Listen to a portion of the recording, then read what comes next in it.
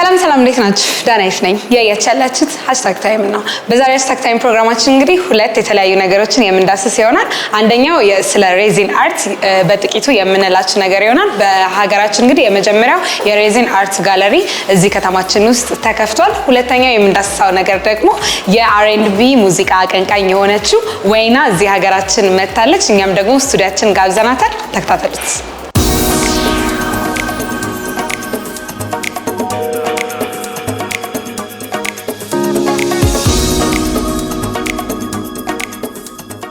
ራስን አስተዋውቂልኝ። ስሜ ሱመያ በሽር ይባላል። የምሰራው የሬዚን አርቶችን ነው። እስቲ ስለ ሬዚን አርት እናወራና ምንድነው? የሬዚን አርት በጣም ብዙ ነገር መሰራት የሚችል ኬሚካል ነው። ኤና ቢ አለ። ሁለቱ ሲቀላቀሉ ነው ወደ ጠጣርነት ይቀየራል። በጣም ብዙ ነገሮች መሰራት ይችላልበታል። የግድግዳ ጌጦች፣ የቤት ቁሳቁሶች፣ መሬት ሴራሚክን ታክቶ መስራት ይችላል። ጠረጴዛዎች፣ በጣም ብዙ ነገር መሰራት የሚችልበት ኬሚካል ነው። እንዴት ወደዚህ ሙያ ገባሽ? አጀማመርሽ እንዴት ነበር? ከዚህ በፊት የምሰራው የነበረው ኤሌክትሮኒክስ ነበር። ሽያጭም ሸጥ የነበረው ሱቅ ነበረ። ግን ከዛ ወደዚህ የመጣሁት አርት ነገር ስለሆነ በጣም ደስ ይለኛል። በጣም ወዳለሁ። ቤት ውስጥ በነበርኩበት ሰዓት ነበር የጀመርኩት። ዩቲዩብ ላይ ሳየው በጣም ሳበኝና ወደዚህ ስራ ገባሁኝ። በኤፖክሲ ምንድን ነው የሚሰራው? እንዳልኩሽ በጣም ብዙ ነገር ነው የሚሰራው። የግድግዳ ጌጦች ይሰራሉ። የመሬት ላይ ሴራሚክ ይሰራል። ሽንት ቤት እቃዎች በጣም ብዙ ነገር ነው የሚሰራው። እኔ ግን ሞር ትኩረት አድርጌ የምሰራው የግድግዳ ጌጦችና የቤት አክሰሰሪዎች ላይ ነው። ሬዚን አርት እንግዲህ ማስተማር ጀምረሻል። ስለሱ ደግሞ እናወራ። አዎ አስተምራለሁኝ። ለ2 ሳምንት ነው ክላሱ የምንሰጠው። ቢያንስ በየዙሩ 20 ሰው እስከ 25 ሰው ድረስ አለ። ብዙ ተማሪዎች አስተምረናል እስካሁን ድረስ። ብዙ ልጆች ነው ያበቃን ያለነው። እነሱም ወጥተው ወደ ስራ እየገቡ ነው። ስራው በደንብ ተፈላጊነት ስላለው ወደ ስራ እየገቡ ነው እነሱ። በጣም የምትወጁ ስራ የትኛው ነው? ይሄኛው በጣም ወደዋለሁ። ስራ ከለር ኮምቢኔሽኑ እና ያለው ሁኔታ በጣም ደስ ይለኛል። በጣም ያምራል። ቴንክ ዩ ናት። እሺ በጣም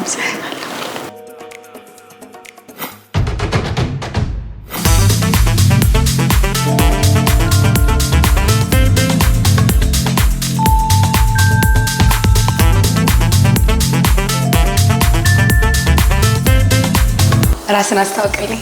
እሺ ቢኒ ባባ እባላለሁኝ። እሺ ስሙ ሬዚን አርት ጋለሪ ውስጥ ያንተ የስራ ድርሻ ምንድነው? የኔ የስራ ድርሻ በማኔጂንግ ማኔጀር ነኝ እና ባለቤቴ ናት። እኛ ሀገር ውስጥ እንግዲህ ሬዚን አርት ብዙ የተለመደ ነገር አይደለምና ሐሳቡ እንዴት መጣ? ሐሳቡን መጀመሪያ አላውቀውም ነበር። ግን እሷ ናት ኤሌክትሮኒክስ ሱቅ አለን መርካቶ ላይ ከናኖሲል አካባቢና እዛ ላይ በደንብ ሰራ ነበር። ግን አርቱ ላይ ነው እንጂ ያን ያህል ሽቀላው ላይ ወፍ የለም። ይሄን ነገር ስታስብ እሷ ኢፖክሲ ምናምን ስለኝ ብዙ ስሜት አይሰኝም። ግን ብዙ ወደ ውጭ ሀገር እመላለሳለሁኝ። ኤዥያ ላይ ብዙ በደንብ ሰራለሁኝ። ሚድል ኢስት ላይ በደንብ ስለመሄድ እነዚያ ያያቻቸው ነገሮች የተወሰነ እያደረኩኝ አመጣላታለሁኝ። ወደ ገንዘብ አልተቀየረም። ኦልሞስት ከ5 አመት በፊት ነው ይሁላ ነገር የሆነው። ወደ ስራ ከገባን ግን 2 አመት ሆነን በ2 አመት ውስጥ ነው እንደዚህ ወደ ገንዘብ ተቀይሮ ምናምን ያለው። ከዛ በፊት ግን የነበረው ታሪክ ጀስት ለስሜቷ ነበር። 3 አመቱን ስትሰራው የነበረው ስታጨማልቅ የነበረውና ኪሴም ትንሽ ምናምን ዋለች። ግን አሁን በጣም አሪፍ ነው። እንደምታዩት ነው። ቆንጆ ነገር ሆኗል። ጋለሪው የሚጎበኝ ብቻ ነው ወይስ ሽያጭ ይቀርባል? ሽያጭ ገና ነን። አሁን እንደ ጋለሪውን እያሰብን ያለነው የትኛው ነው? የሆነ ሰንበዲ ሲመጣ መጥቶ ይጎበኛል፣ ያያል። ከዛ የሚፈልገው ነገር ሲሆን ያዛል። እንደምታያቸው እዚህ ጋር ሳምፕሎች ናቸው እነዚህ። ይሄ በሚፈልገው ሰው በቤቱ ከለር፣ በመጋረጃው፣ በመጅሊሱ፣ በሶፋው፣ በምንጣፉ ማች አድርጎ ለምሳሌ ይሄንን ፒክቸር ሲፈልገው የግድ አረንጓዴ መሆን አይጠበቅበትም። ይሄን ራሱ ሆኖ ጽሁፉን ቀይረህ በእንደዚህ ብለው ሲያዟት ከዚህ ጋር ሳምፕሎችን ያያሉ።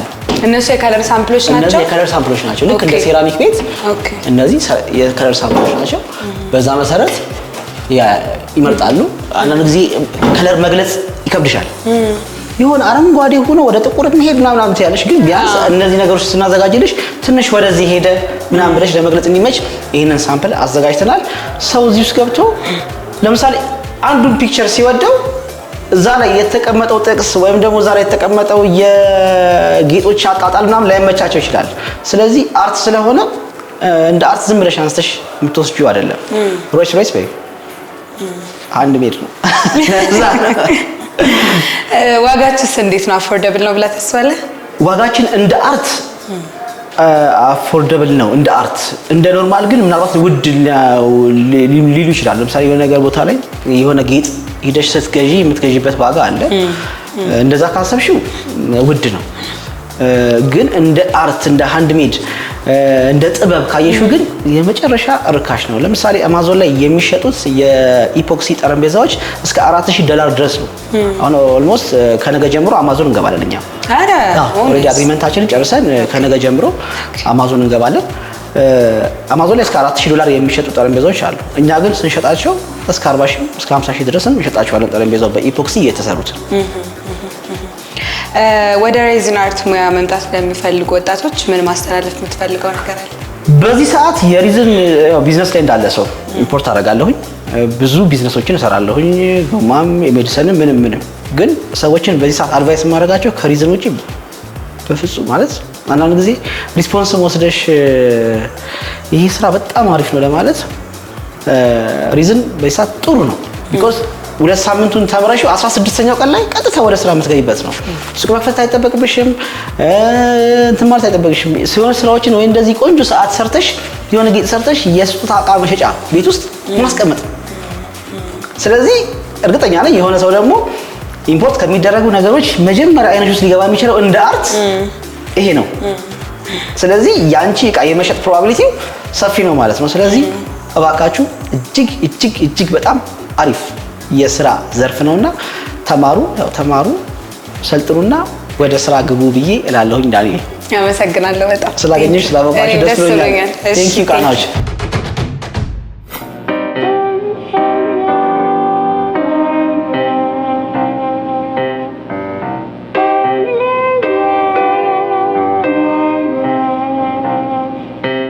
Slipping from that tongue and identity undone, a label they call me babe. እንግዲህ ተመልካቾቼ አሁን ደግሞ የአር&ቢ አቀንቃኝ የዜማ ደራሲ እንዲሁም ደግሞ የግራሚ አዋርድ እጩ የሆነችው ትውልደ ኢትዮጵያዊቷ ወይናን ይዘንላችሁ መተናል። Welcome to our show. Thank you, Danny. It's such a pleasure to be here. Thank you. Tell us about your childhood as an Ethiopian and American lifestyle. Well, I was born in Addis, and I went to the States with my mom when I was 3 years old. I lived in Maryland, and it was me and my mom. I was going to school in Rockville, and pursuing every Ethiopian. I think when you come to the States, the dream is that you become a professional. My mom's dream was that I become a lawyer or a doctor, maybe. But my passion was always music, and from the time I was young, I was singing in different children's performances and chorus, and studying music. And by the time I got to be older, I made it my passion, and she was good enough to let me have my dreams. So yeah. Tell us about cultural background influence in your music. So, when I was growing up, my mom was always listening to traditional music, and it was in the background all the time. But then I didn't know that it was really in me, I just was listening to the same music my friends were listening to, which was R&B and hip-hop. And then when I started writing and recording, the producers I work with, they would say that I always sing in a pentatonic scale, which is very similar to like Tizita and some of the Ethiopian scales. So I realized that these sounds were embedded in my choices, and I wasn't even realizing it, right? And at one point when I was singing with Stevie Wonder, he would have this part in the show where he would challenge the singers. He would say, sing this, and he would go, ah, and then we'd go, ah. I speak a little Amharic, what's chocolate, what. What the hell is it? And she's from DC, y'all.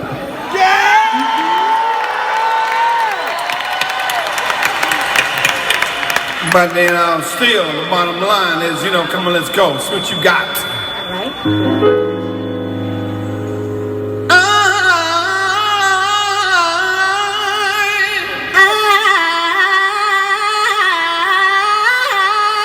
And And when he got to me, he always sang something that sounded like a little different, right?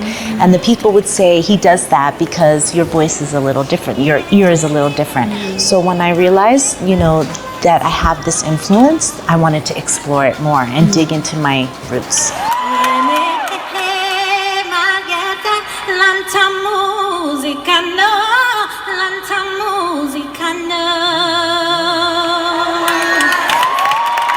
What was the feedbacks that you got when you first started? Trying to sing in Amharic? Well, it was mixed. Some people encouraged me, some people didn't. Why? They didn't like it? Yeah, I mean, they you know, picked apart my pronunciation or whatever, but I was doing my best. And, I mean, you have to start somewhere, you know. Either if they were mad that I wasn't singing in Amharic, or they're mad when I'm singing in Amharic, someone's always going to be mad. So I'm not going to focus on that. I'll just focus on the fact that it's my culture too, it's my language too, and I'm learning it and expressing myself and doing the best I can, then that should be enough. And You just kept going. Yes, of course. Yeah, Yeah. that's what matters. Okay. Yeah. So, who inspired you?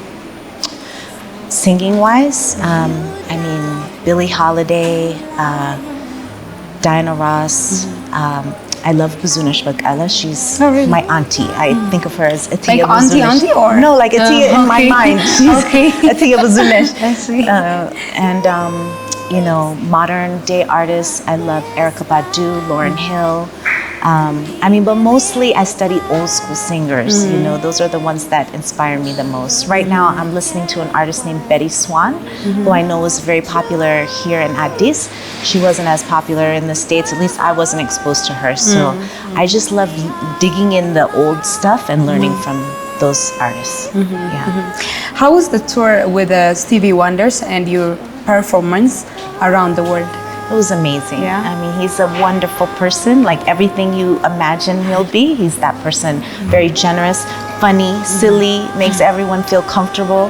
He loves Injera. He loves Ethiopia. really? Oh yeah. But he nice. wants everything Injera. One time I made him kita, you know, on tour, and I mean, he's just a very loving person and a genius, and really taught me so much. And not only him, but everyone in the band. I called it Genius School because they all, you know, made me grow in one way or another. You know, so it was very inspiring. And my favorite album of all time is Songs in the Key of Life. And so I got to recreate that with his band every night. You know, so it was a dream come true. That's sweet. Yeah. Tell us your help on the creation of best song for social change on Grammy. Yeah. Okay. So I'm so glad you asked about that because it's very close to my heart. So we worked with a group of artists to create a new category for the Grammys called Best Song for Social Change. And the concept is that it would celebrate artists that create message-driven music. So music that speaks to a cause, a community that's not being served, something that needs attention brought to it. And the purpose of this really was twofold. I mean, as an artist, for me, my inspiration to become an artist was seeing We Are the World, the making of We Are the World, and seeing all my favorite artists coming together to make a song about my people, essentially. And that was, you know, when I saw that as a kid, I said, that's what I want to do with my life. So that was my why, you know, and it inspired me to help create an opportunity where other artists could be incentivized to make this kind of music, you know? Because some artists lose their careers for making songs that are controversial, right? To some. So we didn't want that. We wanted to encourage more artists to speak on behalf of people who don't have a voice, who need representation, you know, who need help. So it's the highest purpose of art in my mind. So I was really proud to help lead that effort, and I can't wait to see who wins next year. You know, last year the first winner was this guy from Iran who wrote a song about a girl who was killed in police custody for not wearing a hijab. And the song he wrote became their protest anthem. And over 100,000 people submitted that song in the category in order to bring her story to national attention. So already in 1 year, you know, it worked. It helped bring attention to one girl's struggle. So I hope it does that again and again every year.